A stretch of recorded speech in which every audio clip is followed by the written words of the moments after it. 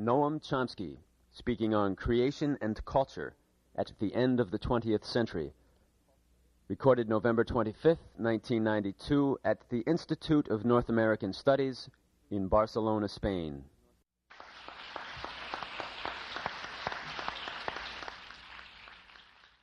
Thank you. I should perhaps open by saying that it's a particular pleasure and honor for me to have the opportunity to speak in Barcelona, in part for purely personal reasons. The first political article that I wrote almost 54 years ago was about Barcelona, in fact, the fall of Barcelona, and the events of the preceding years had an enormous impact on my own personal understanding of the world, on my political and moral consciousness, and have left an impact on my own thinking and understanding and feeling about things that's been of long duration and very great impact. The topic that has been presented is far too vast to address in any comprehensive way. I would like to express some thoughts about a few selected aspects of intellectual creation and moral culture as we approach the new millennium. Since the great scientific revolutions of the 17th century, there's been impressive progress in understanding the natural world. That understanding, however, has had a rather narrow focus. It excludes almost entirely large areas of fundamental human concern and the questions that arise within them. These have not proven amenable to rational inquiry in anything like the manner of the natural sciences.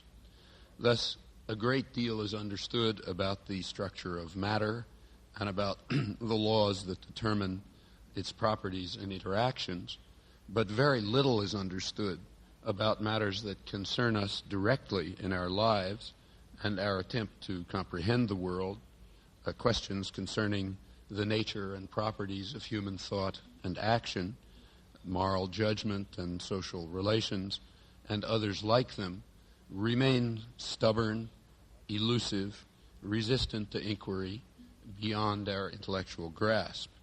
The domains are not sharply delimited, but the qualitative differences are striking and unmistakable. A distinction is sometimes made between the natural sciences and the human sciences, but that is misleading.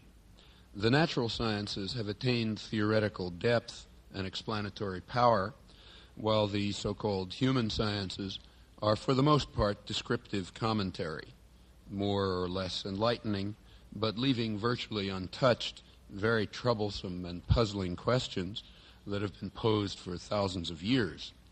We might use the traditional terms physical and mental, or matter and mind, to distinguish the two domains in a general way, as long as we do not invest these vague and misleading concepts with significance that they cannot bear. In the domain of the physical, much remains unknown.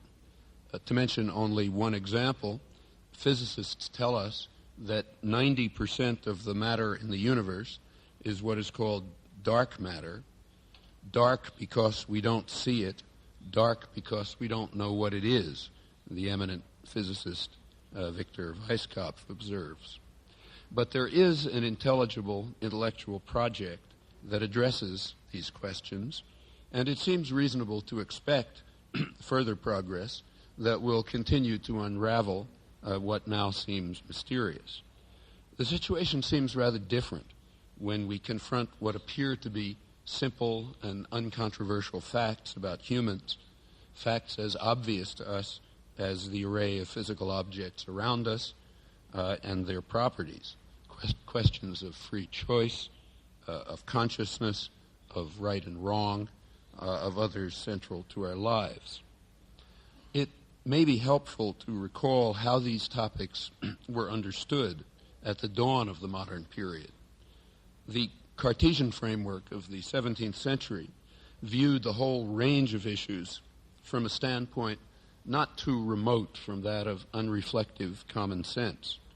The world consists of solid objects which interact through direct contact.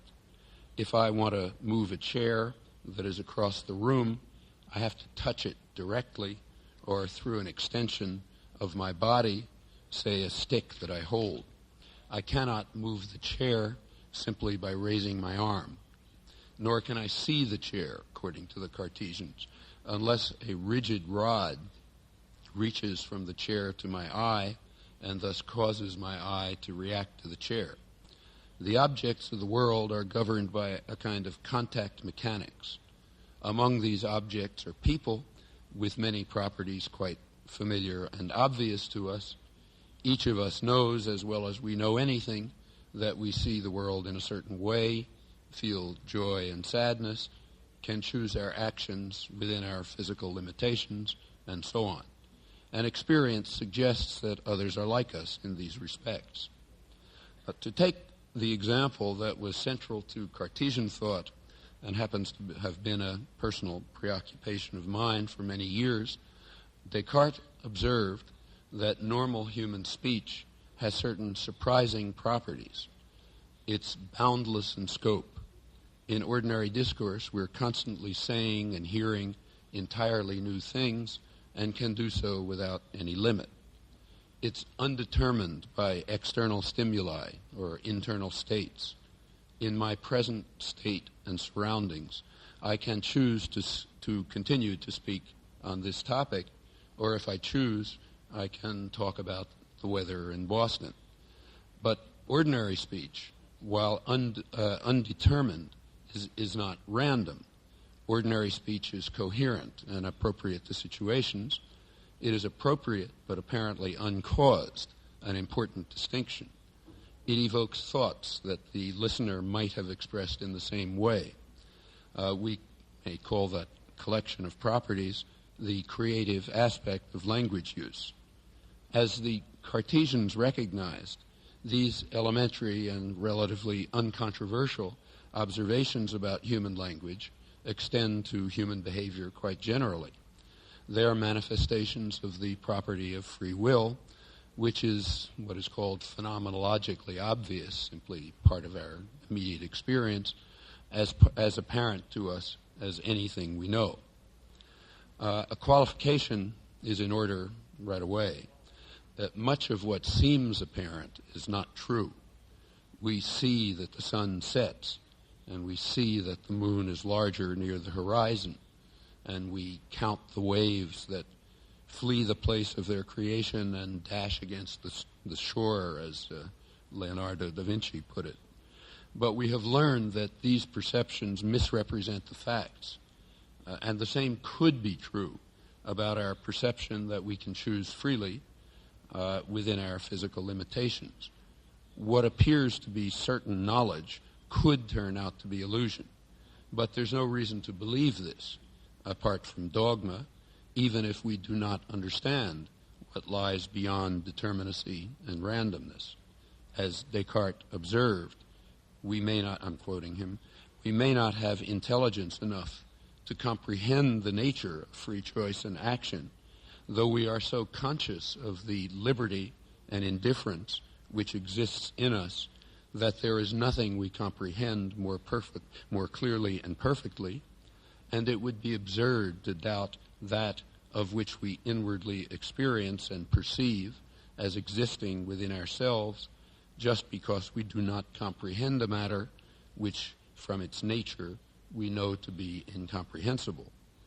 More accurately, we do not know that it is incomprehensible to us, though we might speculate that this is so, but it is surely not comprehended, a fact that does not provide sufficient reason to doubt what we experience.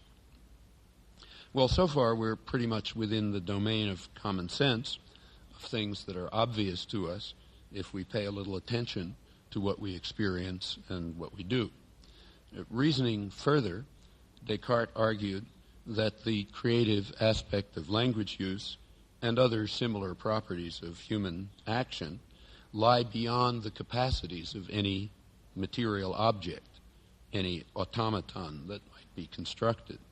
And we may include here modern computers, since nothing essential changes when we move from the complex artifacts that fascinated the 17th century mind to those that excite many of the same questions and speculations today. As the Cartesians put the matter, if the parts of an automaton are arranged in a fixed manner and the environment is fixed, then the device is compelled to act in a certain way, apart from a possible random element which changes nothing essential. But a human, under similar conditions, is only incited and inclined to act in a certain way, not compelled. Humans may tend to act as they are incited and inclined to do. So prediction of behavior may be possible within a certain range, and a theory of motivation might be within reach, but all of these endeavors miss the central point. The person could have chosen to act otherwise within the limits of physical capacity, even in ways that are harmful or suicidal. Theories of prediction of behavior or of motivation, even if they were successful in their own terms, would not qualify as serious theories of behavior. Human action is coherent and appropriate, but uncaused, apparently. Appropriateness to situations, it must be sharply distinguished from the causal effects of situations and internal states. There is little reason to suppose that human behavior is caused in any sense of the word that we understand. These considerations lie at the heart of the dualist metaphysics of the Cartesians, which again accords rather well with our common sense understanding. And we then have two kinds of scientific inquiry, into matter and into mind, with serious problems about their interaction. All of this is quite reasonable science, in my opinion, although fundamentally wrong, as was quickly discovered. As we know, the essentials of this common sense view did not survive the 17th century. But it's important to recall that what collapsed was the Cartesian theory of matter. The theory of mind, such as it was, has undergone no fundamental critique. Newton demonstrated that common sense contact mechanics was remarkably not true. I can move a remote object by raising my arm. In fact, terrestrial and planetary motion are governed by a principle of action at a distance that is completely contrary to common sense, indeed unintelligible. Newton himself was disturbed by the need to rely on what he described as an occult property to account for the simplest physical phenomena. He agreed with the Cartesians in his words. I'm now quoting Newton. It is inconceivable that inanimate brute matter should, without the mediation of something else which is not material, operate upon and affect other matter without mutual contact. The idea of action at a distance through a vacuum is so great an absurdity, Newton wrote, that I believe no man who has in philosophical matters a competent faculty of thinking can ever fall into it. We cannot possibly believe that a body can act where it is not, even though Newton had proven that that's exactly what happens. So he was perplexed, deeply perplexed, as were other scientists of the day. Newton concluded from this paradoxical situation that we must be satisfied with the fact that universal gravity exists, even if we cannot understand it or explain it in terms of the self-evident mechanical philosophy, as common sense theory of the world was called in those days. The leading Newton scholar, I. Bernard Cohen, remarks that this intellectual move set forth a new view of science, in which the goal is not to seek ultimate explanations, but to find the best theoretical account we can of the phenomena of experience and experiment. And with that move, we enter modern science. Proceeding further, we should also recognize that there is no determinate notion of body or matter since Newton. The world is what it is. The domain of the physical is nothing other than what we come more or less to understand and hope to assimilate to the core natural sciences in some way, perhaps by modifying them radically, as has often been necessary. Whatever ideas are needed to yield understanding and insight are judged valid, part of the presumed truth about the world, insofar as they enter into intelligible explanatory theory. Our criteria of rationality and intelligibility may also change and develop as understanding grows. If it is proposed that space-time is curved, or that the world consists of infinite one-dimensional strings in 10-dimensional space, or massless particles, or that time had a beginning, or whatever strange ideas tomorrow may bring, the hypothesis has to be considered on its merits, however offensive it may be to our common-sense intuitions, which are simply not relevant. We cannot get out of our skins. We will never overcome the moon illusion or the sight of the setting sun. But we have come to accept that these perceptions are simply further facts to be explained, no more a trustworthy guide to reality than the mechanical philosophy. With the collapse of the traditional theory of matter or body, a dualist metaphysics of the Cartesian kind becomes unstateable. The world is just what it is, including the properties that were previously called mental. We can continue, for descriptive purposes, to distinguish physical or material from mental, but recognizing that the usage carries no metaphysical connotations.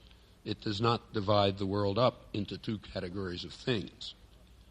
The conclusion that should have been drawn from Newton's demolition of the common sense theory of matter is that human thought and action, the creative aspect of language use, for example, must also be properties of organized matter, nothing more.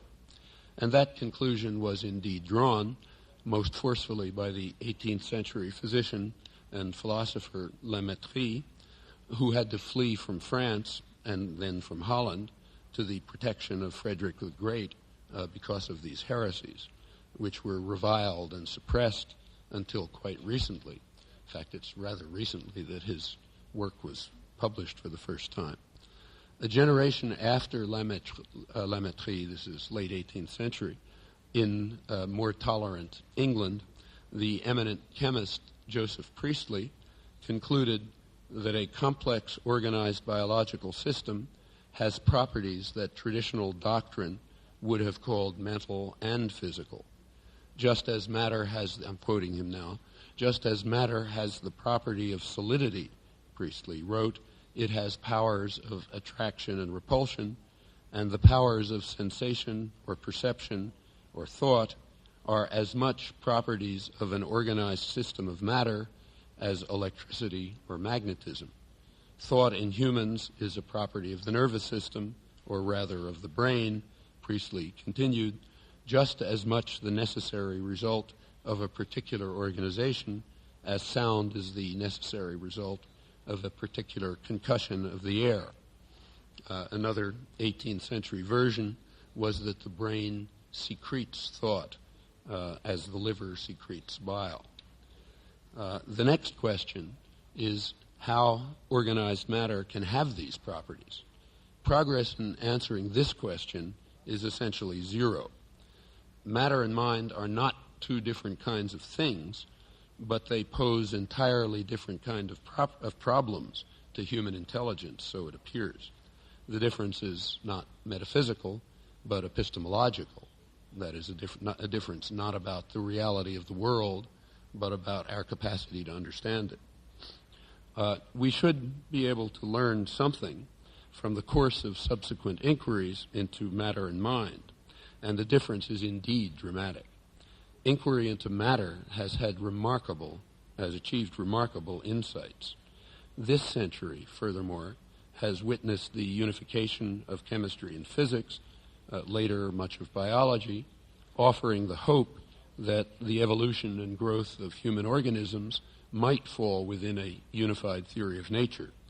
Progress has been so great that some physicists now imagine what they call a theory of everything, a grand unified theory of nature, although everything, we should remember, still excludes fundamental properties of organized matter, those that were traditionally assigned to the mind. After the achievements of quantum theory and the discovery of DNA, it was widely assumed that the next scientific frontier would be the human mind and its manifestations in thought and action, judgment and evaluation, creation and understanding.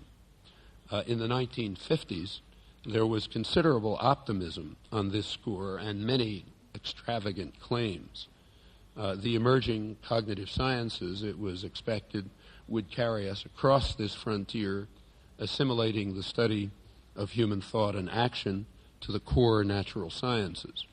By the end of the century, many then believed, we would not only understand human thought, but would be able to duplicate it or even transcend it with artifacts, meaning then computers.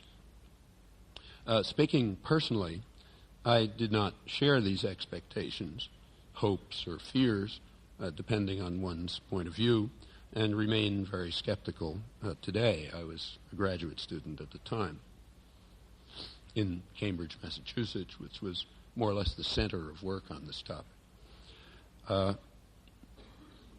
In fact, it seems to me that no significant progress has been made in understanding such matters as the creative aspect of language use, or the more general fact that while humans may be incited or inclined to act in a certain way, they may choose otherwise, or the nature of consciousness, or the basis for moral and aesthetic judgment, and other classic concerns of the study of mind. These remain, as far as I can see, as mysterious as they've always been. A great deal has been learned about what David Hume called the secret springs and origins by which the human mind is actuated in its operations. Theoretical understanding has reached some depth in the study of the computational systems that enter into knowledge of language and interpretation of what we hear. Similar inquiries into the visual system have advanced toward the study, towards discovery, actually, of the cellular basis for the computational representational systems of visual perception, something which is still remote in the language case. And there has been progress in determining the innate structures of mind that underlie the knowledge, the acquisition of knowledge and understanding. These studies may well come to be integrated with the core natural sciences. But these achievements, though real and significant, do not reach to the classic questions, which remain mysterious. We can stare at them, but not much more than that.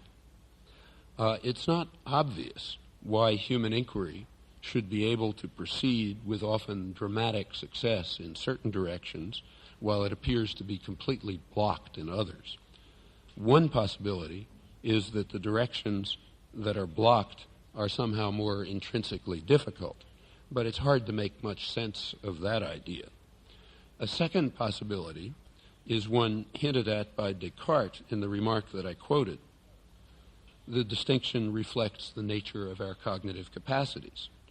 Our biologically determined modes of thought and of understanding. That seems actually a much more promising path towards understanding of this fundamental distinction. Every organism has innate properties that enable it to develop along a certain course to attain a rich and highly articulated state with only minimal interactions with the environment. An embryo becomes a person or a chicken because of a specific genetic endowment. The very same intrinsic properties preclude other possible courses of development. Varying the nutritional environment will not change a chicken embryo into a person. And the same is true of cognitive development. A rat can learn to run certain kinds of mazes as well as humans, maybe even better, but it could never learn its way through a maze in which, say, a left turn is required at every prime number, or even, in fact, much simpler ones. For every organism, its cognitive structure distinguishes between problems it might come to solve if it worked on them hard enough, and others that are permanent mysteries for intrinsic reasons of structure and design. For any organism, then, we may make a rough distinction between what we could call problems and mysteries, the problems falling within the organism's cognitive capacities, the mysteries not. What's a problem for one organism may be a mystery for another, and there's no reason to expect a simple hierarchy of organisms in this respect. To a first approximation, at least, that's what we expect to find in all aspects of growth and development, including cognitive growth. Assuming that humans are part of the natural world, not angels, the same must be true of us.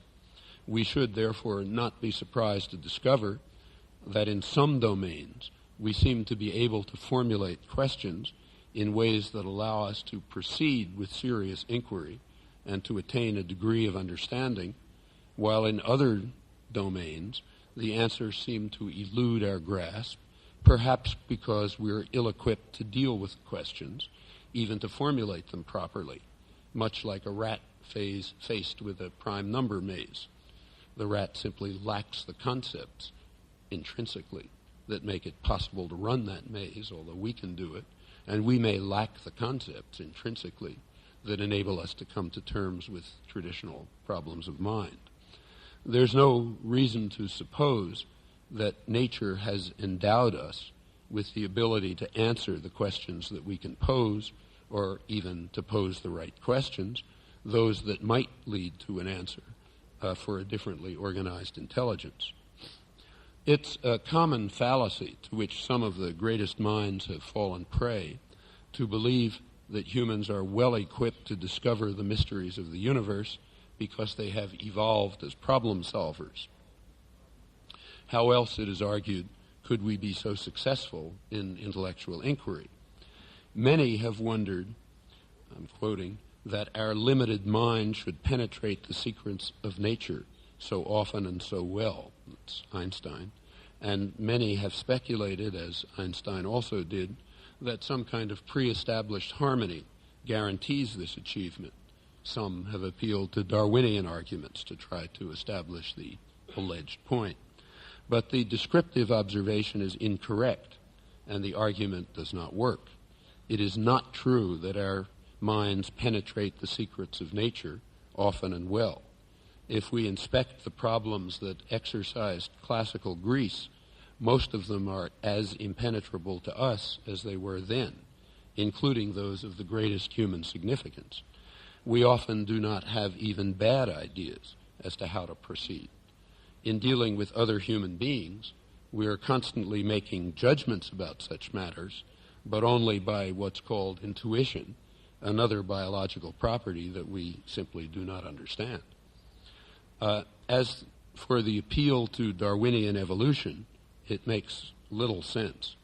In hunter-gatherer societies, which is virtually all of human evolution, there was no reproductive advantage to an ability to solve problems of quantum theory or higher mathematics, nor is this even true in the modern period, trivially.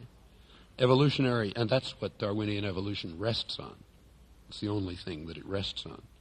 The evolutionary biologist Richard Lewontin, sort of making fun of these Darwinian, fake Darwinian arguments, he has even argued, at least semi-seriously, that there might be evolutionary pressures facing limited curiosity and initiative.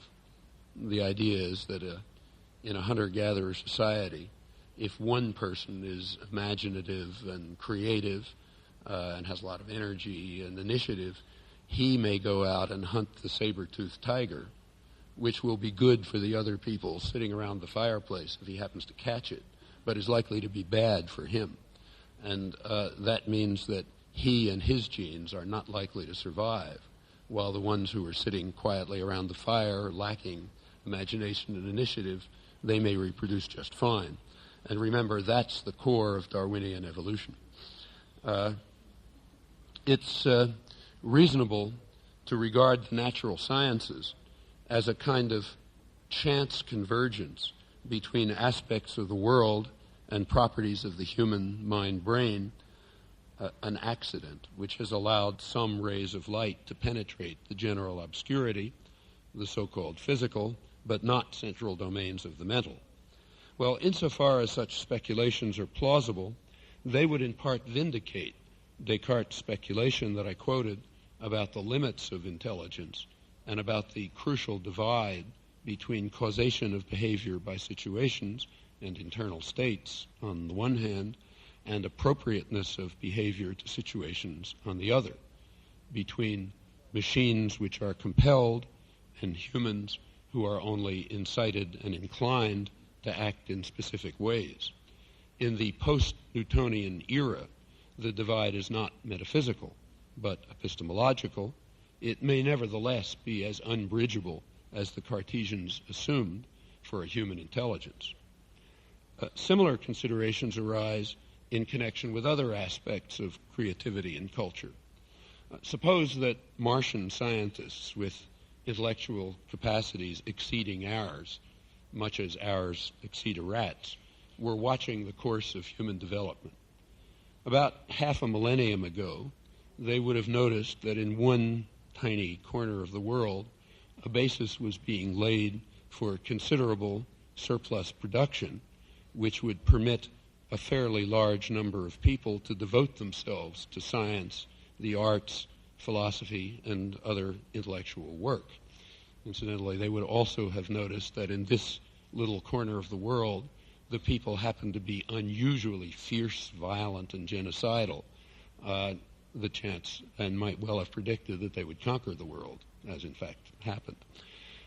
Having discovered that human cognitive and aesthetic capacities are richly structured, endowed with far-reaching scope and strict limits, the Martian observers would expect human inquiry and creative achievement to follow a certain course, blocked from other courses that the Martians, with their differently constituted intelligence, might readily envisage.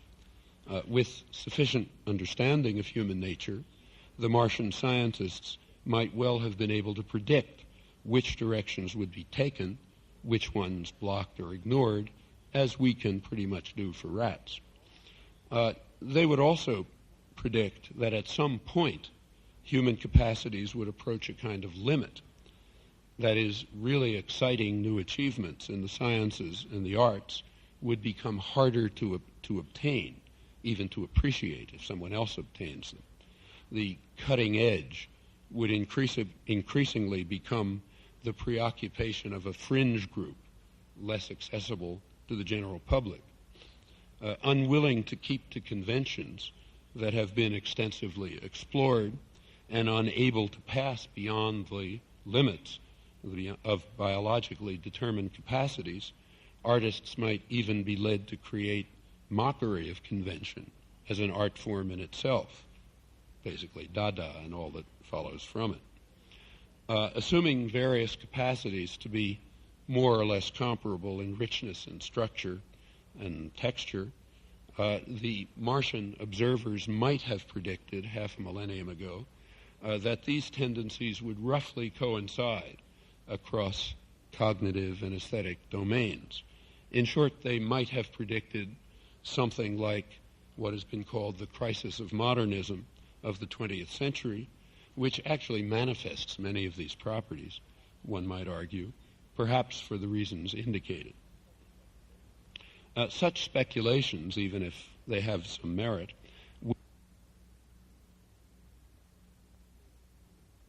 a tiny fraction of the species have ever had the opportunity to explore their intellectual and aesthetic capacities.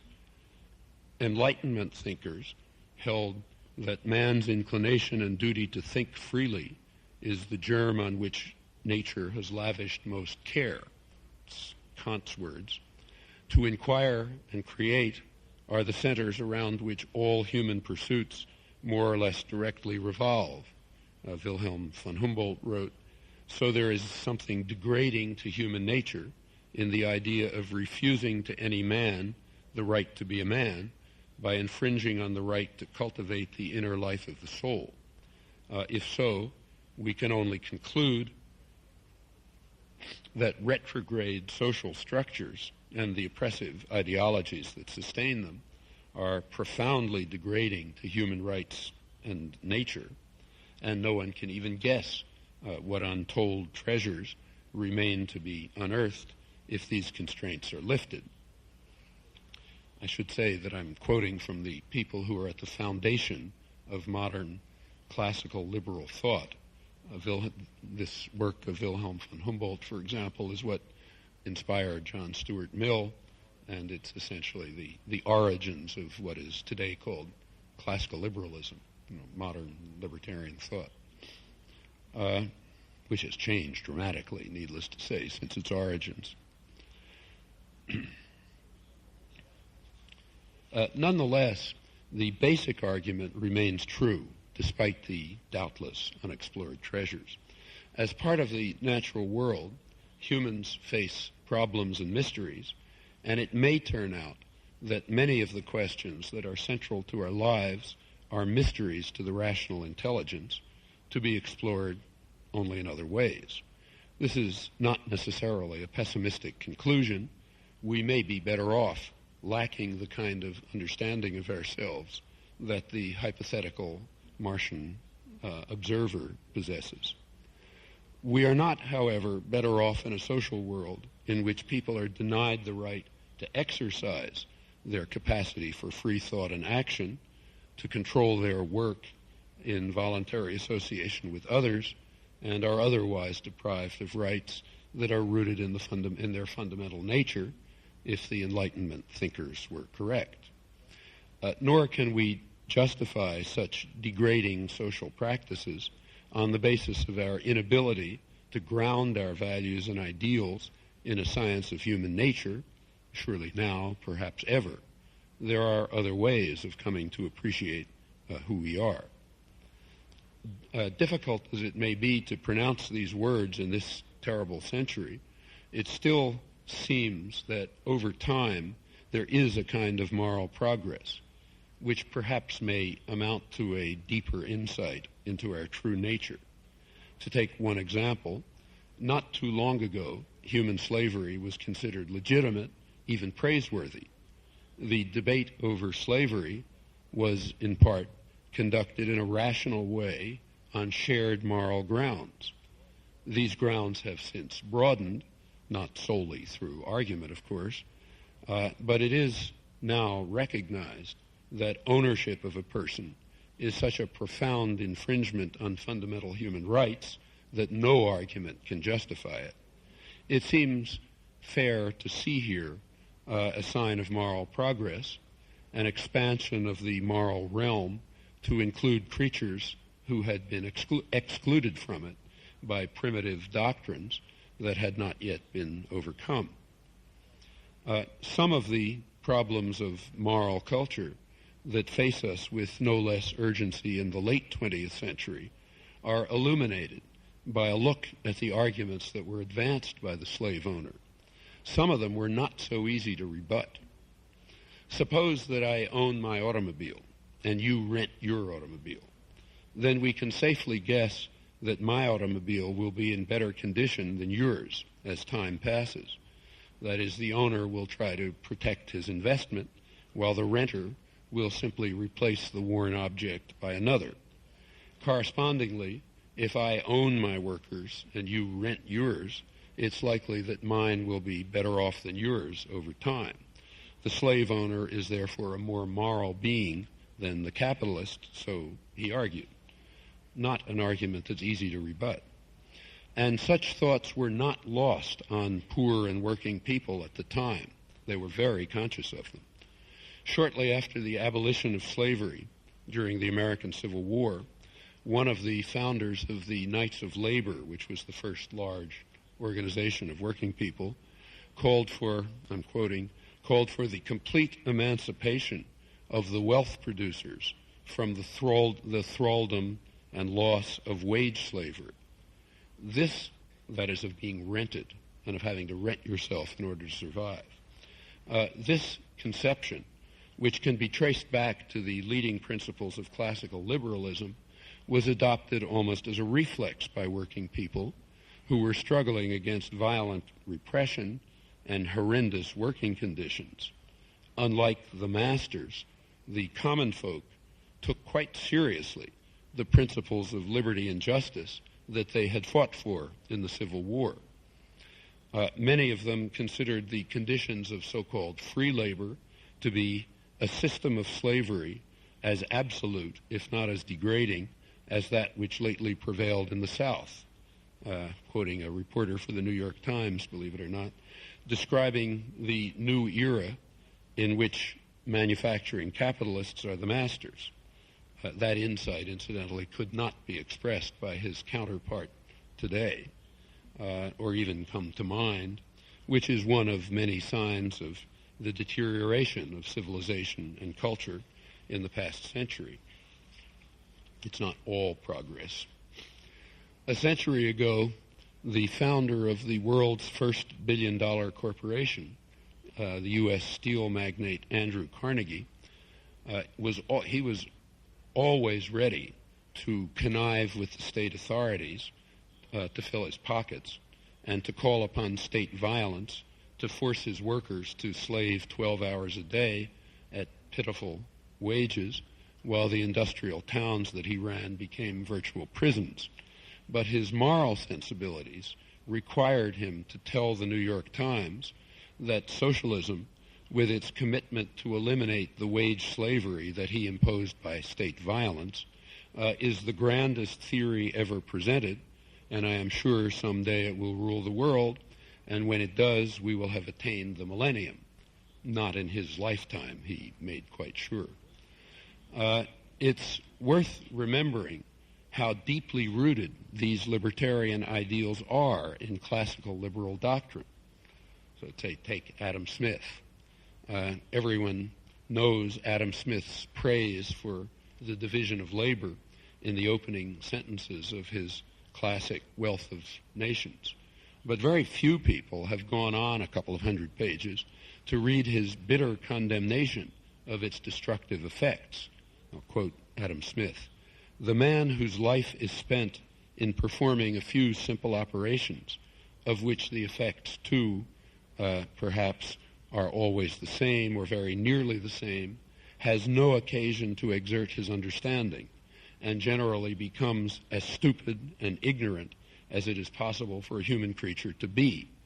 But in every improved and civilized society, this is the state into which the laboring poor, that is, the great body of the people, must necessarily fall unless government takes pains to prevent it." That's Adam Smith. Society, in short, must find ways to overcome the devilish impact of the invisible hand.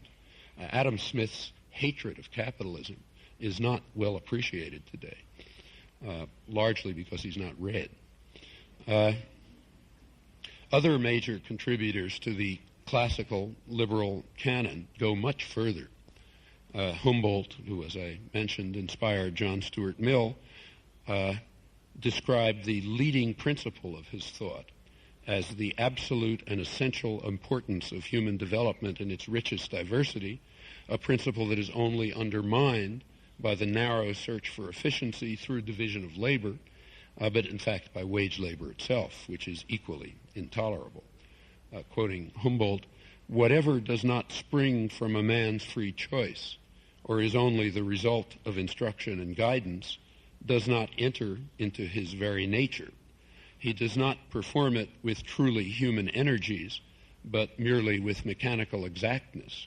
When the laborer works under external control, we may admire what he does, but we despise what he is."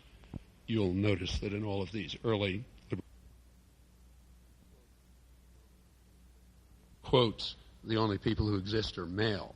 That's another respect in which the moral realm has expanded very recently, in fact. Ordinary people do not have to read the classics to learn these simple truths. The elite culture, at least, has succeeded in repressing the classic libertarian arguments against wage slavery. And I want to stress the elite culture.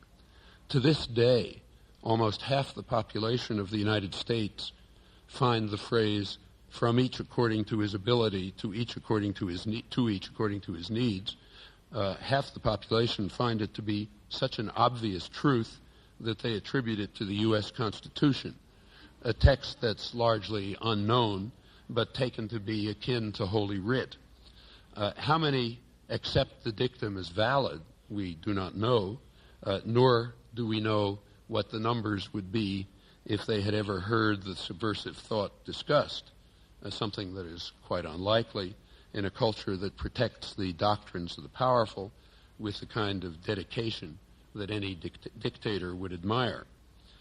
Despite the efficiency of the guardians of doctrinal purity, the condition of so-called free labor, meaning rented labor coerced by need, is as abominable to most of the population as it was to the founders of the classic liberal ideals that are so severely distorted today in the interests of power and privilege.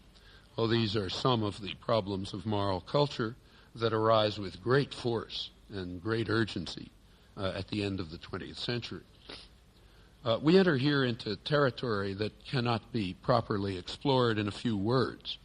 And again, speaking in Barcelona, I cannot bring myself to leave the topic without recalling what was achieved here, however briefly, in another civil war just over 50 years ago.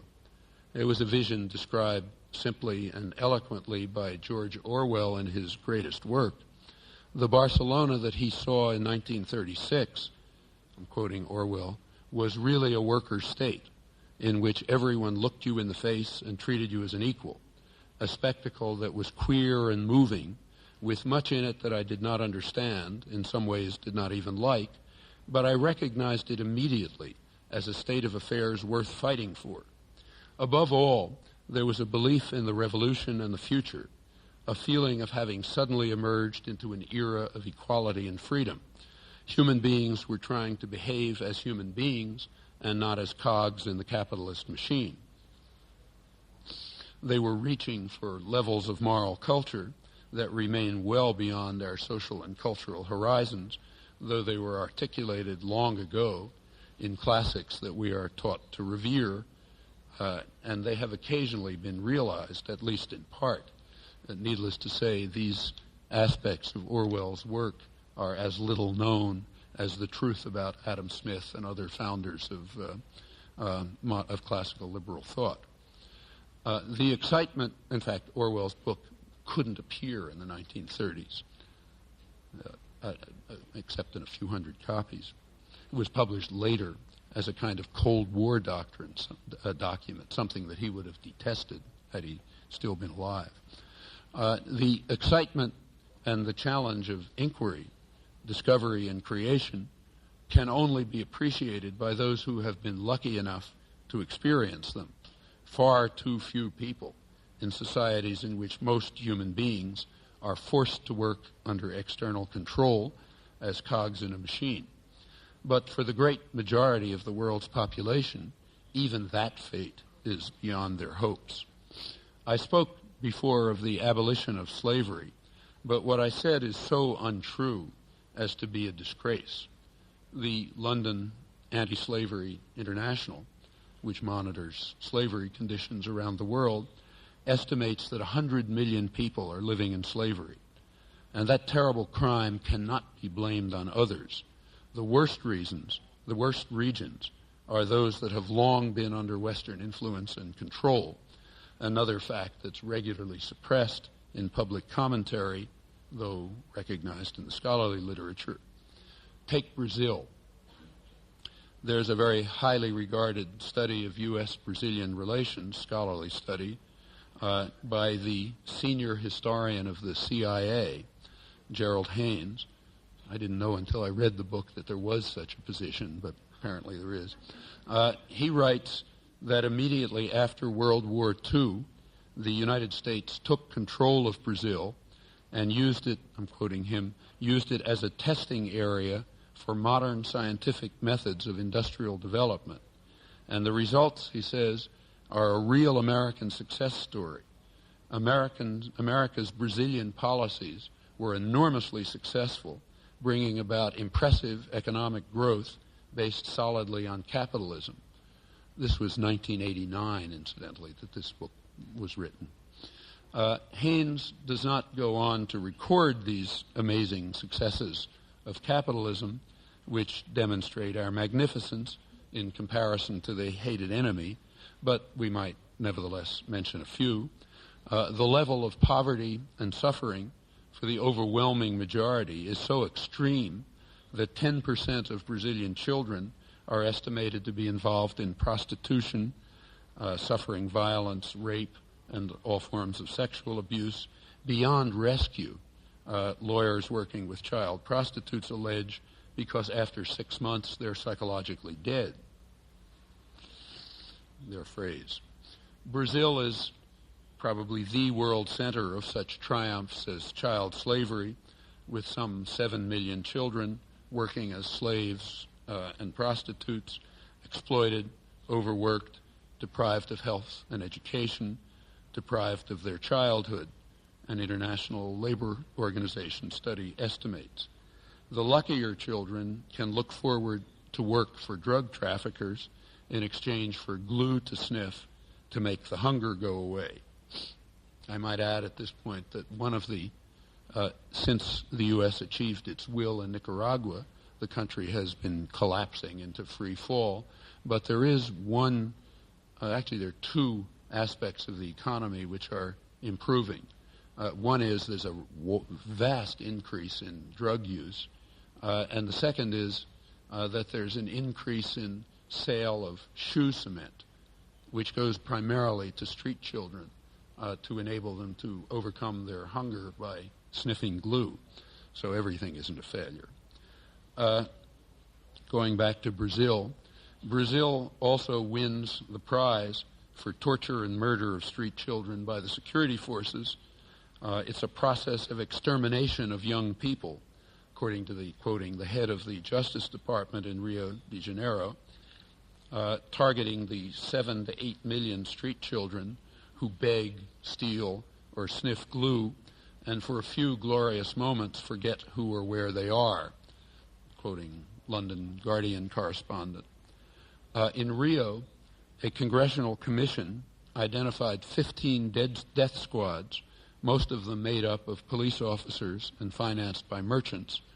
Bodies of children murdered by death squads are found with their hands tied, showing signs of torture, riddled with bullet holes. A Brazilian parliamentary study reported that 7,000 children had been murdered from 1987 through 1991. Brazilian police are now investigating cases of illegal trafficking in human organs, primarily children's organs, though investigators report that evidence is hard to verify, particularly concerning children who are kidnapped for organ transplants. The problem is that witnesses quickly disappear. Victims found alive after corneas and kidneys are removed are heavily drugged or terrified of retaliation, as are their families.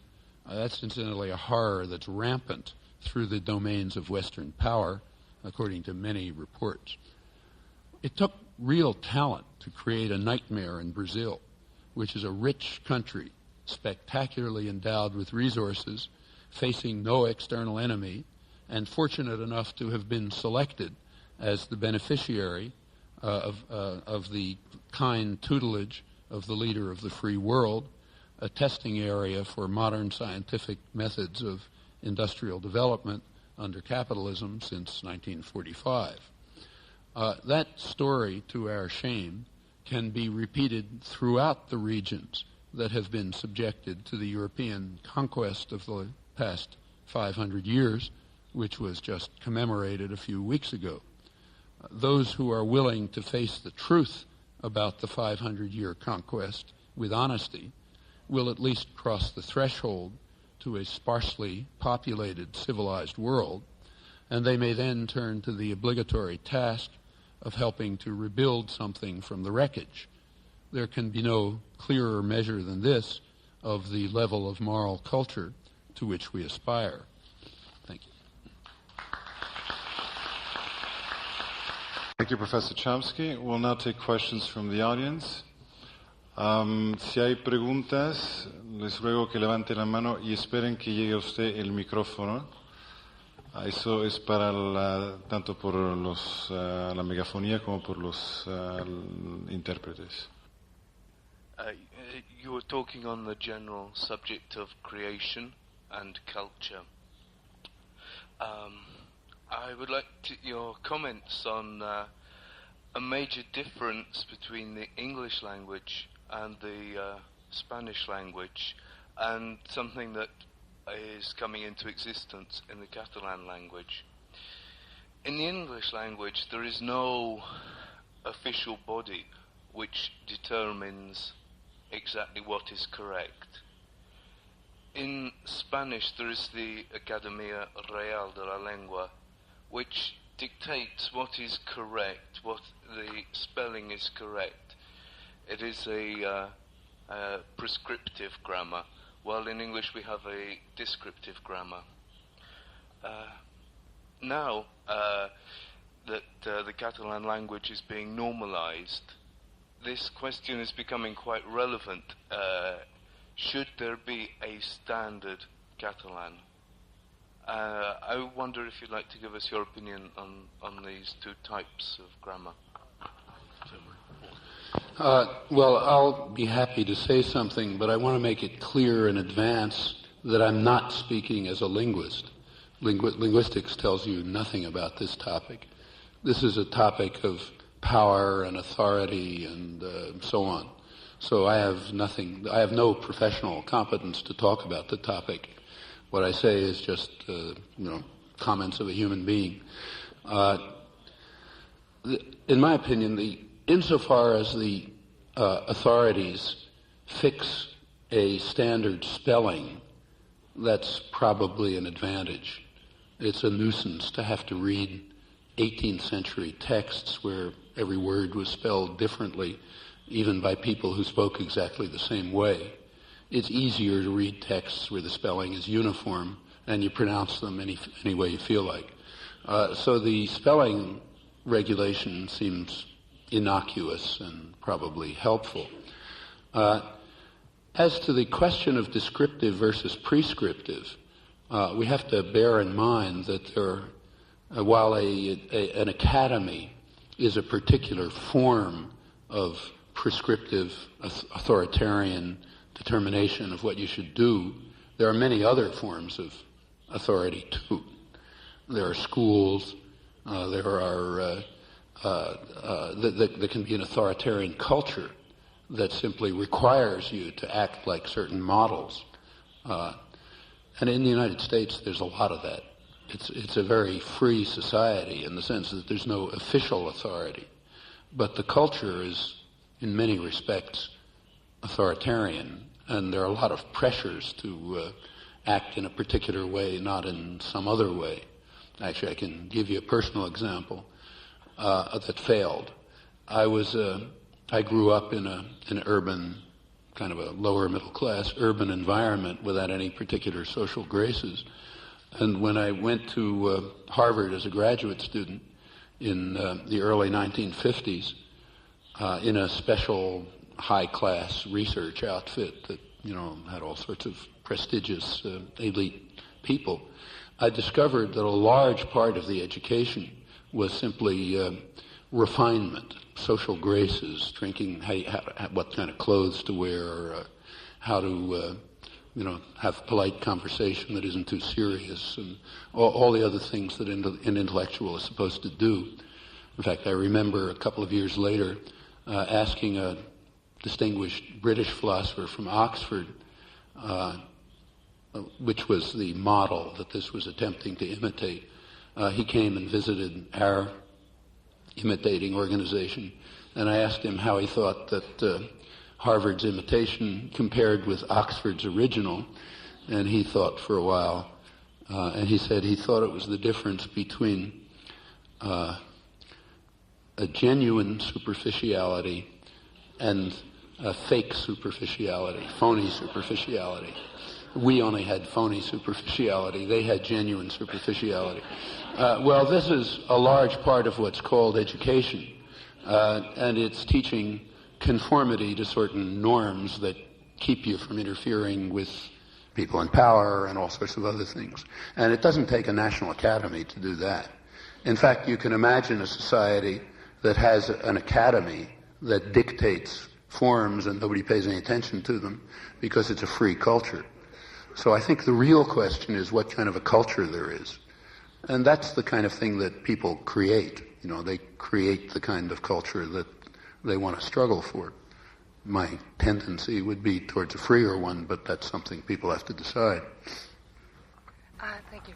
In your work, you make a distinction between Plato's problem and Orwell's problem. I know your talk is not about Plato's problem, and I've read your solution to Plato's problem. Could you tell us what the solution to your Orwell's problem could be? I guess you've suggested it, but...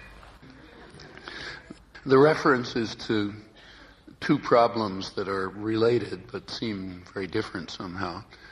Plato's problem, the problem posed by Plato, was how we can know so much when we have so little evidence.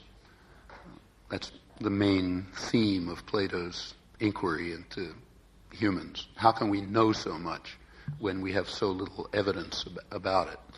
And he concluded he had an answer. It comes from inside us. And that answer, I think, is more or less correct, although today's formulation of it would be radically different from Plato's. His answer was ultimately in terms of reminiscence from an earlier existence, whereas our answer would be in terms of the long-term development of the genetic endowment. So that's a difference. But the logic of the answer is more or less the same. Orwell's problem is something, which, attributing to Orwell, it seems to me a large part of Orwell's work was asking the question, how can we know so little when we have so much evidence? In short, how are we prevented from understanding such simple and obvious things about the social world around us?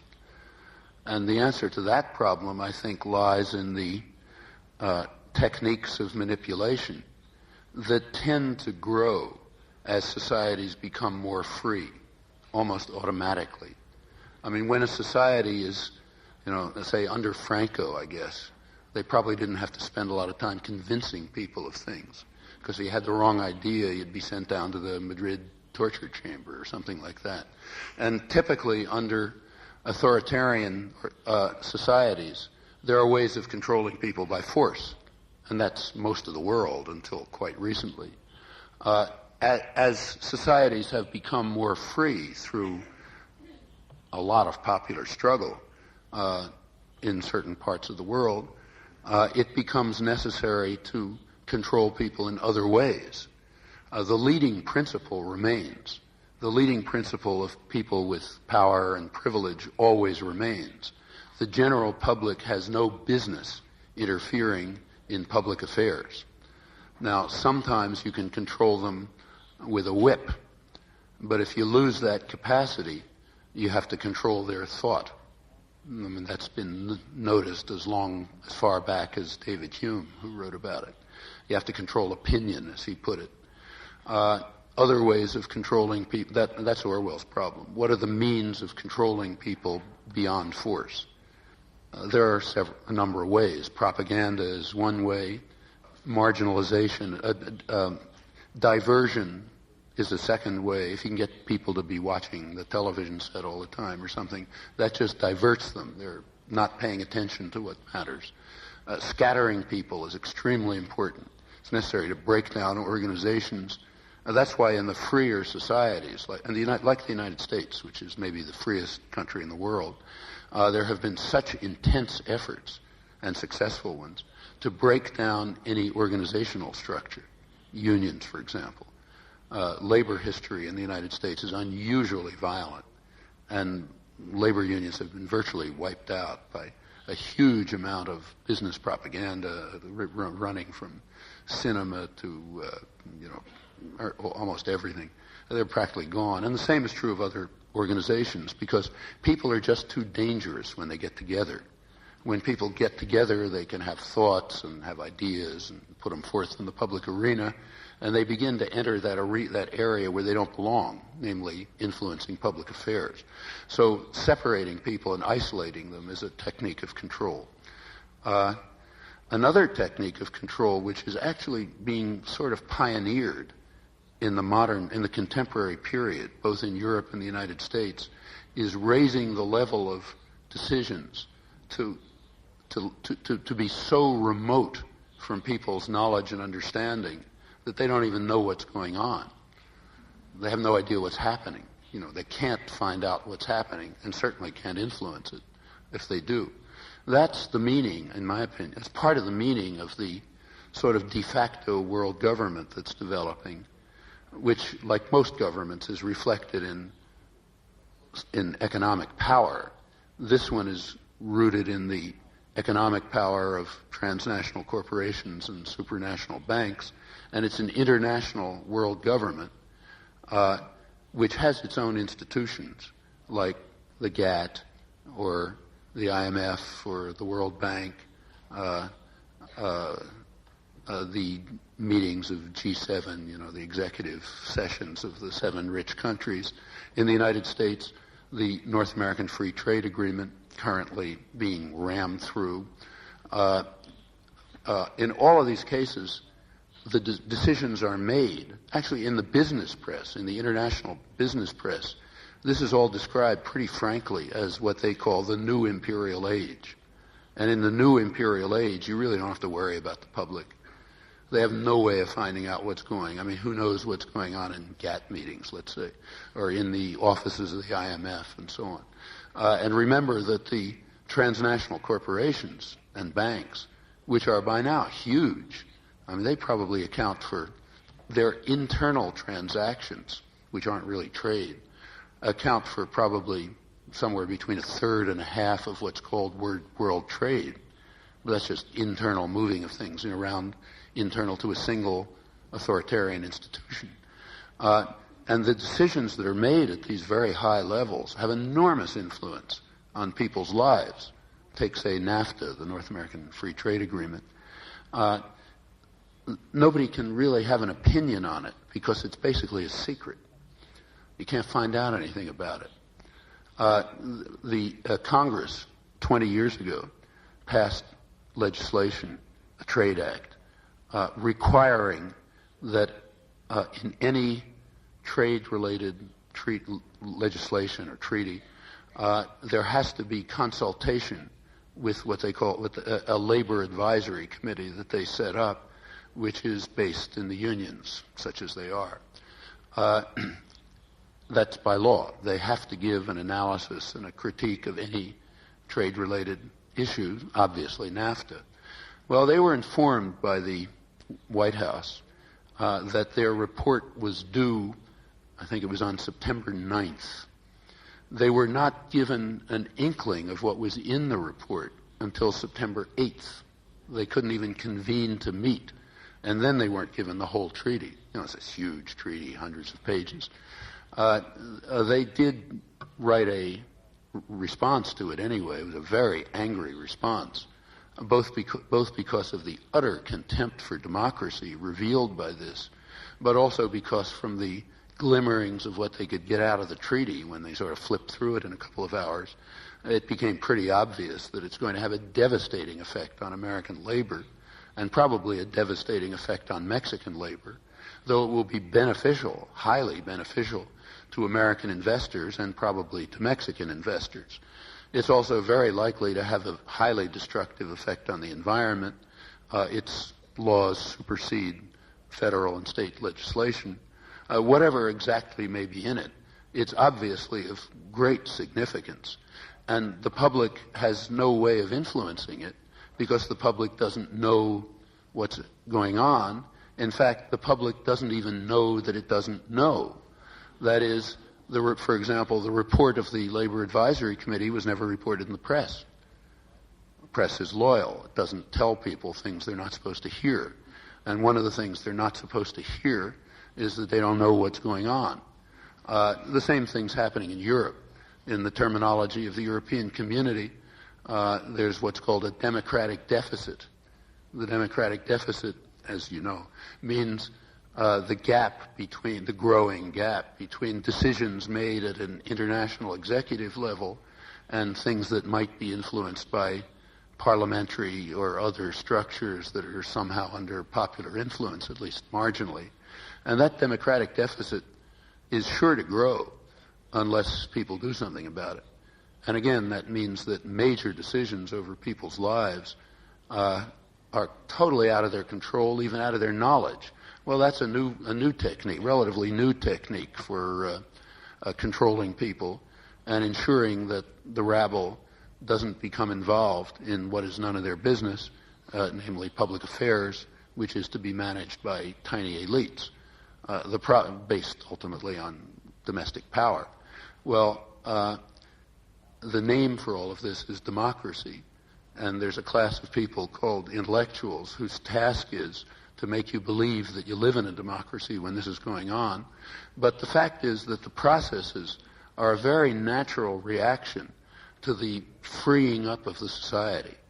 I mean, as the United States, for example, has become much more free over the years, and, it certainly is happening, has been happening for a long time, not because of any gifts from above, but because of continuing popular struggles. As it becomes more free, the techniques of management of the rabble have to become more sophisticated. That's Orwell's problem. The answer is not trivial. And it's interesting that no one writes books about it. Well, not very many people write about it, a few do, like me. If Orwell himself had written, instead of writing 1984, which was actually, in my opinion, his worst book, a kind of a trivial caricature of the most totalitarian society in the world, which made him famous and everybody loved him and so on, because it was the official enemy. If instead of doing that easy and relatively unimportant thing, he had done the hard and important thing, namely talk about Orwell's problem, what I call Orwell's problem, he would not be famous and honored. He would be hated and reviled and marginalized. I am a computer science student. Should I waste any of my time on machine translation? Up to you. Well, I'll tell you, I have a personal relationship to that too. When I don't want to keep telling you personal anecdotes, but anyway, when I got out of the university in 1955, there was absolutely no conceivable possibility that I would get a job anywhere. I had no professional qualifications in any known field. I had some strange collection of interests and so on, which is why I'm at MIT, incidentally, a scientific university which didn't care much about credentials. And I was hired, and the only job offer I had was as a research assistant in the research lab of electronics at MIT, where there was a project in machine translation. And the director of the laboratory was kind of interesting person with a lively mind, and he had heard a little about the stuff that I was doing. He was interested in it, and he wanted to hire me to work on machine translation. Well, we had an interview in which he asked me sort of what you asked me, and I told him I thought it was an utter waste of time and I wasn't going to spend 1 minute working on it. But if he wanted to hire me in the project anyway, fine, then I'd just do my own work. And he thought that was fine, so he hired me. It's not an intellectually interesting project. I mean, it's a kind. It may have some utility, So like, could be on a par with building a bigger bulldozer, let's say, which is a useful thing. Nice to have big bulldozers if you have to dig holes. But the chances of any progress in machine translation of any significance are largely brute force. It's kind of like chess playing programs.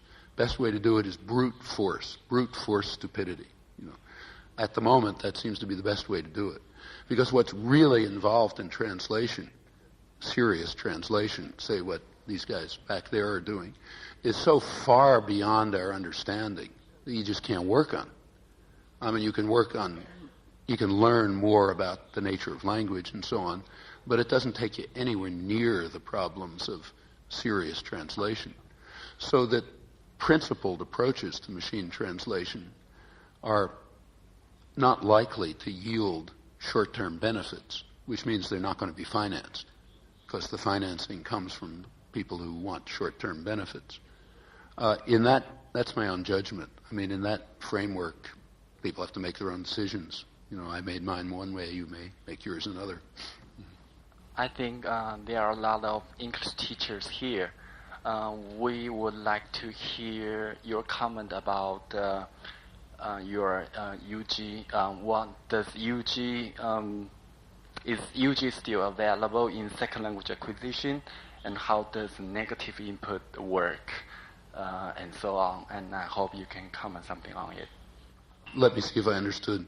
You want to know how UG is involved in language acquisition and how negative... No, I want to know your comments about the negative input. Negative input. Yeah, in the relation to second language acquisition.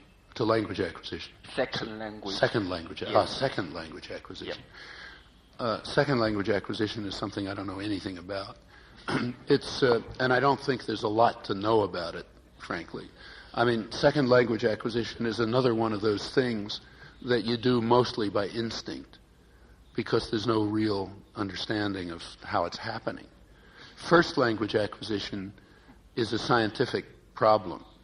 I mean, amazing things are happening to young infants, very young, in fact, even a couple of days old, with regard to their language abilities.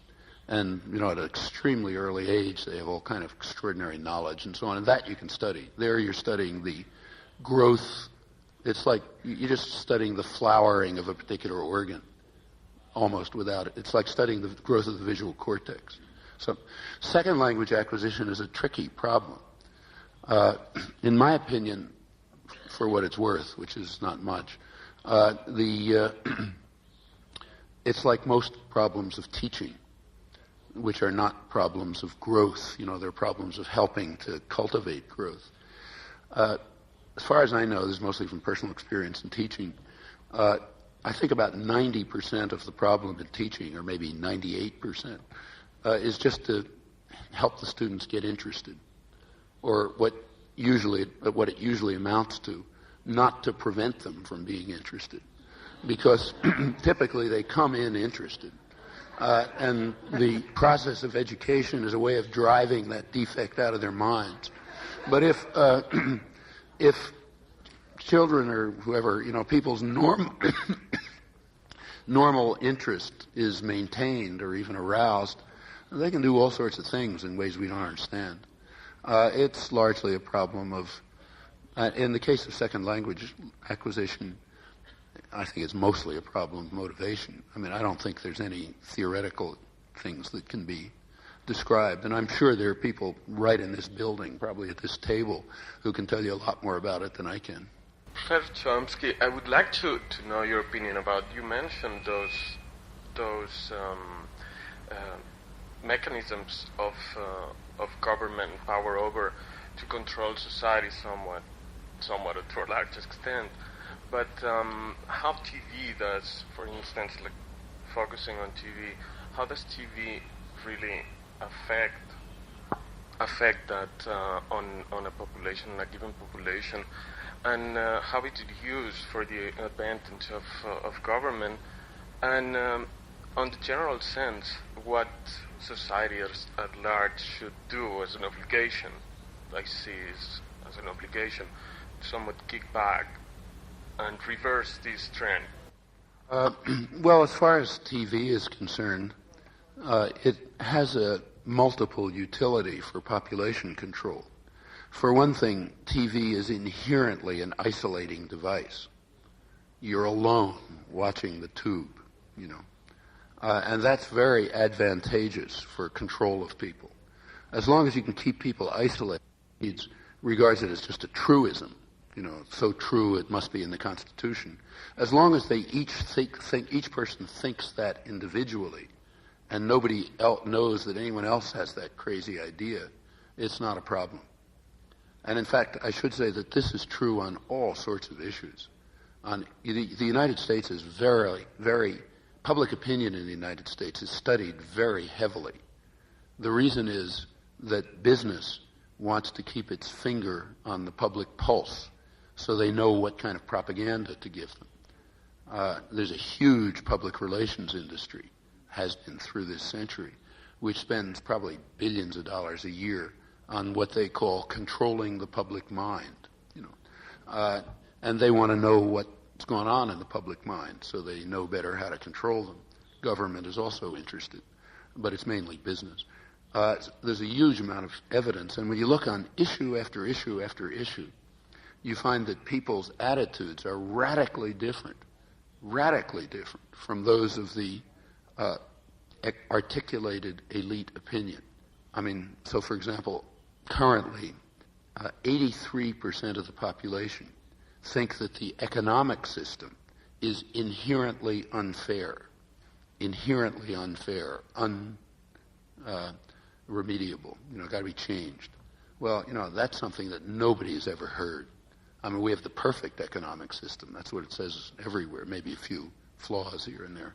But inherently unfair, nobody would say that. So probably each person who thinks that thinks it alone.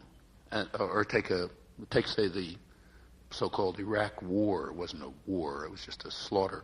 But the Iraq slaughter, right before the bombing started, there were a lot of public opinion polls, and the population by about 2 to 1 was in favor of a diplomatic settlement involving Iraqi withdrawal from Kuwait in the context of an international conference on regional issues, Israel-Palestine issues and so on.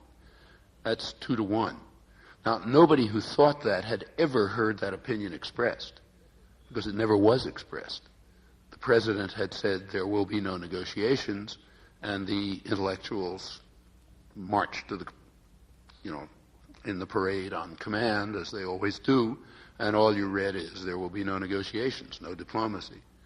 So presumably every one of the people who said yes on that poll thought he or she was the only person with that crazy idea.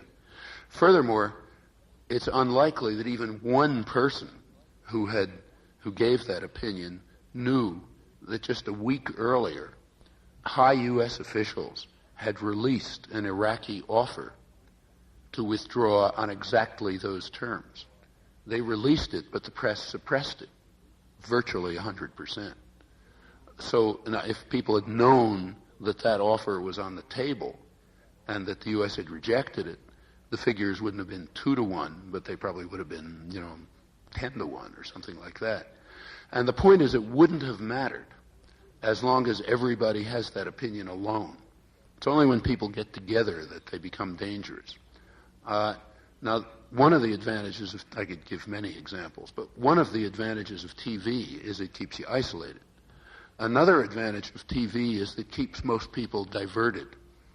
I don't know TV in Spain, and fortunately I don't know much about it in the United States either, because my masochism extends only so far. But to the extent that I know anything about it, it's utterly mind-destroying. It gives a certain image of the world as privileged people would like it to be lived, to be a life as they would like it to be lived. But it doesn't deal with any problems that could concern a human being, certainly no political and social problems. Children's TV is particularly grotesque. I can't remember the numbers, but I heard a talk about violence in children's TV about a year ago, and I think children see, the number may be wrong, but something like a dozen or maybe even a couple of dozen violent, sadistic murders every day. I don't mean just somebody getting killed. I mean, getting their eyes ripped out or their throat cut or something. All of these things, whatever they may be, are diverting the public from things that they might do that would be significant for their lives. And that's an advantage of TV. In the case of children, nobody knows for sure, but it's possible that it's contributing to the extraordinary level of violence among youth in the United States, especially in the cities. It's no longer surprising to find young children going to school with guns. It's possible. You can't prove it, but it's not impossible that it's contributing to that. It's certainly contributing to, in all kinds of ways, to things like, say, drugs. For example, if you beam advertisements at a black ghetto, say in South Central Los Angeles, which show, the leading hero of the local basketball team wearing a certain kind of sneaker that costs $200, kids who have no money are going to want those sneakers because that's what drilled into their heads. They want to play basketball like, Magic Johnson or whoever it is. So they're going to get that $200 some way, and there are very few ways to do it. That has effects. There are all kinds of effects on the public, and they all tend in the same direction, to make people stupid, isolated, diverted, obedient. Take, say, professional sports, which consumes an enormous amount of television. It's hard to imagine anything that contributes more fundamentally to authoritarian attitudes. In professional sports, you're a spectator. There's a bunch of gladiators, beating each other up or something. And you're supposed to cheer for your gladiators. Right. That's something you taught from childhood. I remember very well in high school, suddenly asking myself, kind of funny idea, why am I cheering for my high school football team? I don't know any of those people. They don't know me. I don't care about them. I don't care. I hate the high school. Why am I cheering for the high school football team? Well, that's the kind of thing that you just do. You're trained to do, and it gets ingrained, and it carries over to jingoism and subordination and so on. And that's another factor. As to what, we could go on, but as to what can be done to all those things, it's always the same answer. There has to be popular control over the institutions, which is the only thing that can turn them to public needs and public uses. The same reason why elites want to keep the public out of things, that same reason is why the public ought to want to be in things, so they can influence and control what happens. That's a constant battle that goes on in every society all the time. Sí, parlant encara sobre el control de la ment pública, no creu que el model de societat especialitzada a la qual es tendeix ara també és una força utilitzada per desintegrar l'esperit crític de la gent? Is the kind of disintegrative, specialized society that we're entering into a way to break people's spirit? Yeah. No? Parlo sobre el model de societat especialitzada a la qual es tendeix avui en dia i dic si creu vostè que també és una força utilitzada per desintegrar l'esperit crític de la gent. Yeah, I understand. We're going to, I don't know if specialized is exactly the right word. It seems to me that the Western industrial countries are moving kind of towards third world model. The third world model, like Brazil, has a huge mass of the population, maybe 80%, 90%, that lives under conditions of total misery and hopelessness, and it has a small percent that live quite well, in fact very well. They're often very rich and very privileged and so on. That's the typical third world model. The sector that's very rich are typically the ones who are associated with the international investors and the transnational banks and so on and so forth. That's the third world model. Now that model has been extending in recent years. It's a reflection of what's called the globalization of the economy. As capital flows more freely, and it does flow much more freely than in the past, dramatically more freely, and making it possible to internationalize production, this phenomenon called the globalization of the economy. A corollary to that is globalization of the third world, for obvious reasons. If you're an investor in New York, and you're now able both because of financial banks and other techniques, you're now able to move production to a high repression area. Let's say El Salvador, where you can send out the death squads to kill union organizers and so on, or Brazil, where you can make sure that people will be killed if they say the wrong thing. If you can move to high repression areas, that's very efficient for your profits, much more efficient than paying your workers a reasonable wage. Now, in the United States, this is quite advanced. So the effect is that much of the population, the domestic population, becomes essentially useless for wealth production.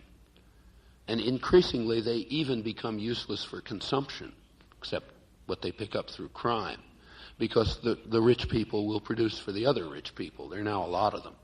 Now, the proportions in a wealthy country like the United States and an impoverished country like Brazil, impoverished thanks to the fact that it's been under Western heel for years and years, the proportions are going to differ very significantly. So in the United States, it's not going to be 10% wealthy and 80% like Central Africa. Maybe it'll be 30 and 50% or something like that, and the others in between. But the phenomenon is spreading, and I'm certain it's going to spread in Europe too for the same reasons. In fact, the opening up of Eastern Europe has been hailed by the business press as offering an opportunity to marginalize and oppress West European and, in fact, North American working people. So just to repeat one article that appeared in the London Financial Times a couple of weeks ago, the General Motors is closing 21 factories in North America, but they're opening I think it was $700 million super high-tech factory in an area of East Germany where there's over 40% unemployment and no unions and none of this nonsense. And the article said, or maybe quoted an executive as saying, that this will make it unnecessary to deal with pampered West European workers who have high wages and a lot of benefits and all of this nonsense. You can move to a real low-wage, high-repression area. General Motors does the same with Mexico or Taiwan. Last spring, when there was a strike wave in Germany, the chairman of Daimler-Benz, this huge conglomerate, announced publicly that if production workers went on strike, they would simply move Mercedes division factories elsewhere, including now Russia. I mean, part of the so-called, end of the Cold War is the restoration of East Europe to its traditional third world role as a kind of service area for the West. Now they're going to have their wealthy class too, just like every third world country does, and they'll probably be the ex-communist party for the most part. The people who know their way around and know the ropes and so on, they're the ones who Western investors are going to turn to run the local franchises. But the effect of all of this is turning the West slowly into a kind of a third world society in which wealthy and privileged sectors will indeed be specialized, as you say. But a large part of the population will be specialized in nothing but suffering.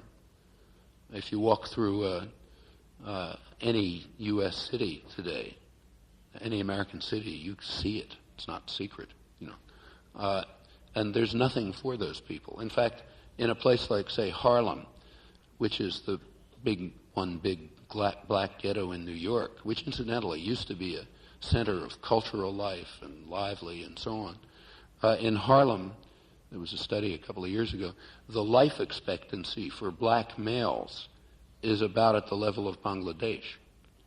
Okay, that's the richest country in the world with incomparable advantages and a very wealthy city. Well, that's what's happening. So a large part of the population is not being specialized. They're being eliminated from the system somehow. And a substantial part, maybe 30 or 40% or some number, will be there for management, for propaganda, for skilled labor, for scientific research, for all of these things. And they'll be specialized, all right. I don't particularly see that for these people, it's not a matter of destruction of the critical spirit or anything like that. In fact, they're very advantaged. That's people like me. You know, we're very privileged. The specialization doesn't hurt in that respect. Professor John, I was remembering, I'm here, that you talk about Orwell, and he convinced people through newspeak, and that was the way to control newspeak in Orwell, right? And your work seems to parallel back themes, dialogic heteroglossia, and with the centrifugal and the centripetal forces working against language. And what I would like you to tell us is how the modern world, the powerful, use and manipulate language to convince the masses that, you know, I mean, there must be some technique that people are following them without discussion. It's true that Orwell pioneered the concept of newspeak, and remember, he applied it in a safe area. It was obvious that he was caricaturing the Soviet Union, a pure tyrannical society, the intellectually easiest case, and also the case that's not threatening, which is why 1984 is a famous book. He had written other things which, in my opinion, were much more important. For example, essays about politics in the English language, in which he talked about similar topics in the West, which are much less famous, for obvious reasons. What does all this mean? Well, first let me say again that as a linguist, I have nothing to say about this. There is nothing in the technical or scientific disciplines that provides any insight into these questions. You know as much as I do. It's all common sense. In fact, almost everything that goes on in the world in any area we care about, there is no specialized knowledge. There's a lot of fakery. I mean, people have to protect their reputations and that sort of thing. But there's nothing known that's very hard, you know, outside of a couple of natural sciences and so on. As for the techniques of controlling people through language, I don't think they're terribly sophisticated. I think they're kind of trivial.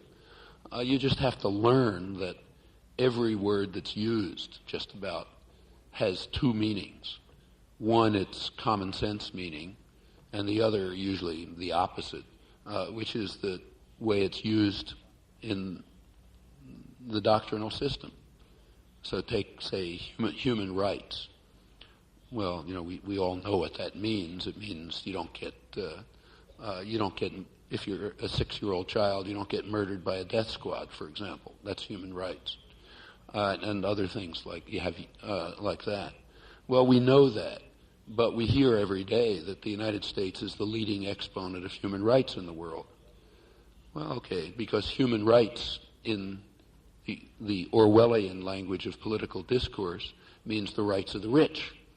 And it's true that the United States is the leader in defending those rights, so it's the leader in defending human rights. But there's nothing very subtle or sophisticated about those techniques. I mean, they have their effect precisely because people don't know anything, can't know anything. I mean, you have to be a fanatic to learn about the question of U.S. policy and human rights. Actually, it's interesting. There have been a number of academic studies of the relation between U.S. foreign policy and human rights. And it turns out that human rights is measured by things like amount of torture and, you know, that sort of thing. And foreign policy is measured usually in aid, you know, U.S. aid. So the studies are usually correlating U.S. aid and the human rights situation. And there indeed is a correlation, very good correlation. The worse the human rights situation, the greater the aid. It's a correlation of a sort that's not a good correlation, better than you usually find in complex areas like this. Well, how many people in the United States know that when they hear about our inspiring campaigns for human rights around the world and, how we've won this great victory for human rights and so on? And the same's true of everything else. Take, say, terror. I mean, everybody knows that international terrorism is a huge problem. And, there's Libya and Cuba and all these bad places. We got to defend ourselves from them. Every couple of years, the tourist industry collapses in Europe because Americans are too frightened to come to European cities where they're about 100 times as safe as in any American city, because there might be Arab terrorists lurking behind, the street corners or something trying to kill them. The fact of the matter is that if you take even the official definitions of terrorism, the State Department definition, you quickly find that the United States is probably the leading terrorist state in the world. If not, there are others that, it's certainly up in the big leagues. And the ones it calls terrorist states are usually very minor league terrorists. I mean, Cuba alone has probably been subjected to more international terrorism than, maybe the whole world combined, certainly any other country. And that all comes from Miami. It's been going on since October 1959, still going on. But if people don't know this, and there's no way to know it unless you're kind of a fanatic, you sort of dig out on your own to work on it, then it's easy to manipulate people into thinking that we defend the world against terrorism, and terrorism's a big problem threatening us. There's nothing sophisticated about this. It's elementary, All it requires is a highly conformist, educated sector, which is willing to keep to orders, never break ranks, do what they're told, and so on. And every society has that. In fact, there are all kind of mechanisms from childhood on to get that into your heads. And the cases of sort of statistical error, the ones that don't work, they usually are pushed off on the wayside. Now, in tyrannical or terrorist states, say the old Soviet Union, they'd end up in, in the Gulag or killed or something. In Western societies, they just end up marginalized in some other fashion. But the effects are not all that different, actually, when you look at them. Yes, I just wanted to ask about, you've been talking about democracy and people regaining control, and I wanted to know what sort of structural reforms you might have in mind for representational democracy. And also, if you can give a brief, probably very incisive note about Ross Perot, I'd love to hear it. Well, Ross Perot is a kind of an interesting phenomenon. Tells you something about U.S. political life, something interesting. Ross Perot appeared on the scene last spring. He had no program. Nobody knew what he stood for. He could have come from Mars, for all anybody knew. And within about a couple of days, he was running even with the two major candidates. In fact, if a puppet was running, probably could have come out even. Actually, there was a poll taken at that time. You remember the business with Dan Quayle and Murphy Brown? You heard of that? Everybody knows that business, yeah. Well, that was taken very seriously. It was treated as if they were two real people. A debate between the vice president and a television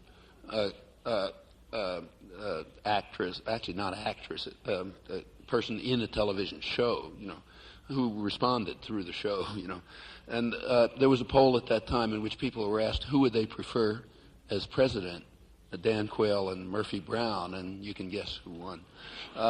There wasn't a poll as to who they thought was real, but I'm not sure what that one would have been. But what all of this demonstrates is something that's shown over and over again by close, careful opinion studies. People are what is called alienated. They think nothing works for them. Nothing has anything to do with them. None of the institutions work. Everything is a scam, a crooked operation. And they have no way of influencing anything. It's all out of their control. People know that pretty well, they know that they're free from police repression, at least if they're not the wrong color and poor. But they also know that they have nothing to do with anything, that the political system doesn't work and the economic system doesn't work and everything's done somewhere else and so on. They're not aware of how much this is true. As I said, they're not aware, say, that in the current NAFTA negotiations, they don't, major decisions are being made that neither they nor the unions nor Congress nor anybody else is going to know anything about. But they get the sense of it, they have sort of a feel for it. What are the structural changes that ought to take place?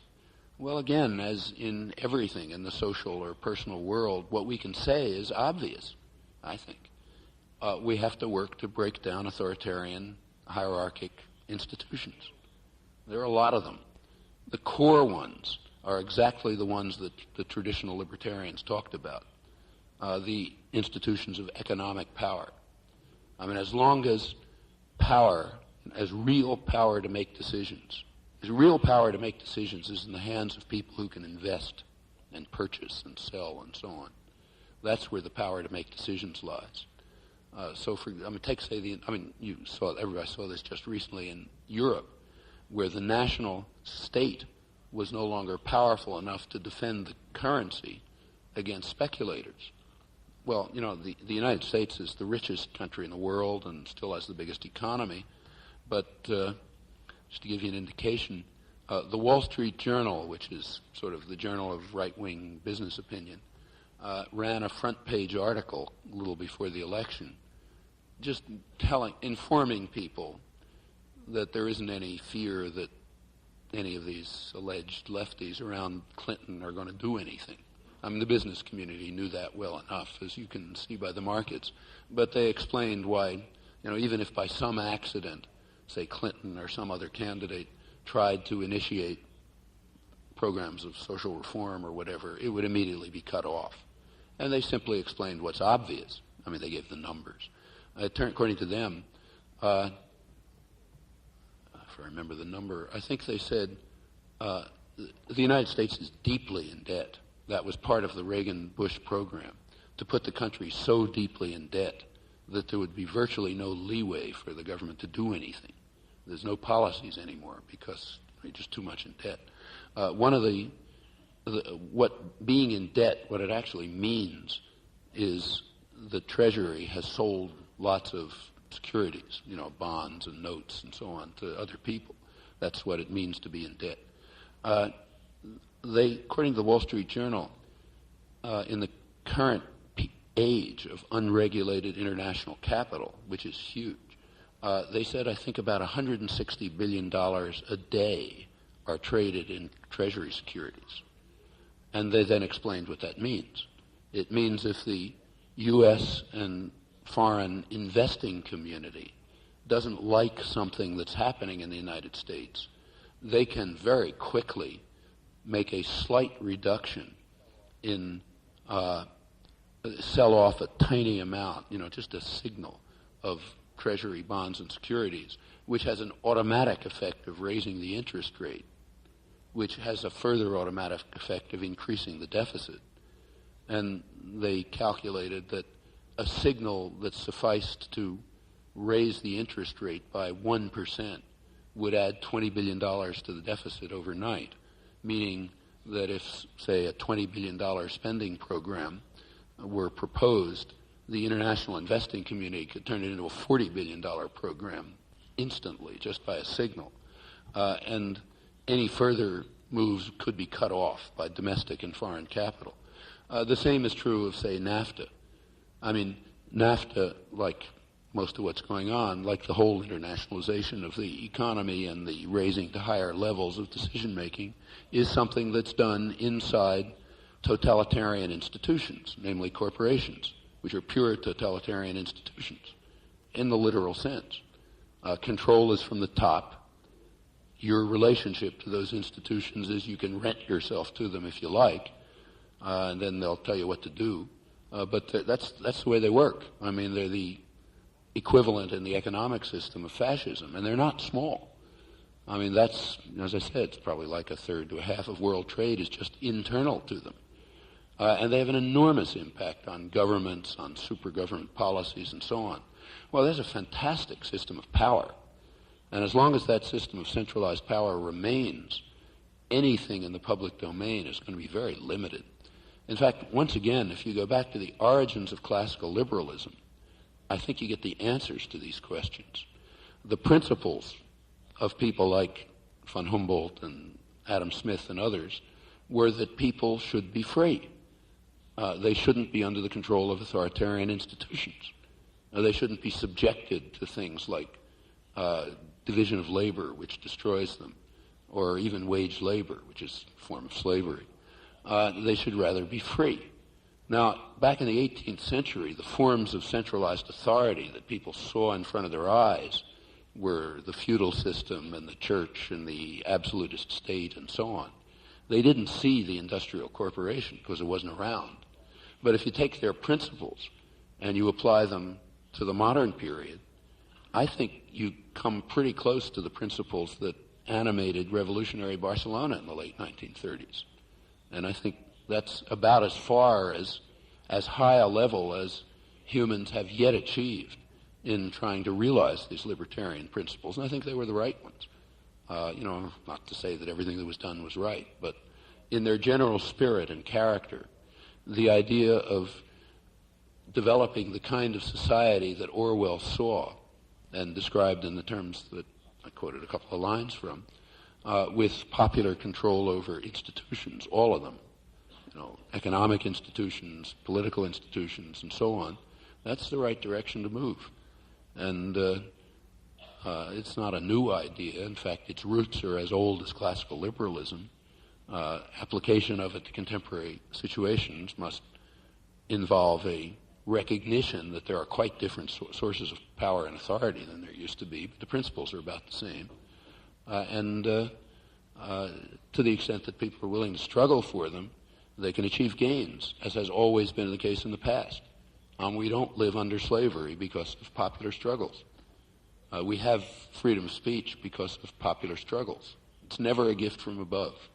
Actually, James Madison, one of the founding fathers, put it very clearly.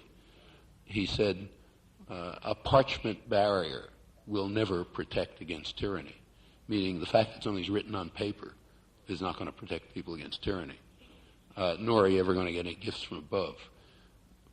Protection against tyranny comes from struggle, and it doesn't matter what kind of tyranny it is. And if that's carried out, it can achieve many gains. There has, I think, been a considerable expansion of the sphere of freedom over centuries, and it has a long way to go. Con esto sentimos tener que concluir la sesión. Gracias por acompañarnos. Buenas noches.